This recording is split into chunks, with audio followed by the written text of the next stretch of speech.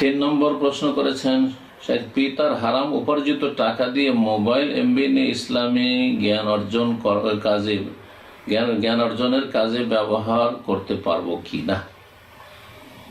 পিতার উপার্জন হারাম, আল্লাহ তাকে হিদায়াত দান করেছে, আর তা দিয়ে আপনি মোবাইল এমবি ব্যবহার করবেন আর বা কিনবেন, আর সেটা দিয়ে আসলে ইসলামের জ্ঞান হাসিল করবেন, জায়েজ আপনার জন্য। কারণ আপনার বাবার কাছে আপনার অধিকার হচ্ছে, যদি আপনি এখনো আপনি আয় উপার্জনের আয়ুতে পৌঁছেননি, এখনো লেখাপড়া করছেন, অথবা এখন নাবালক আছেন, সাবালক হয়েছেন কিন্তু লেখাপড়াই করছেন, তাহলে আপনার অধিকার হচ্ছে বাবার কাছ থেকে আপনার ভরণ পোষণ নেওয়া, খরচ খরচা নেওয়া।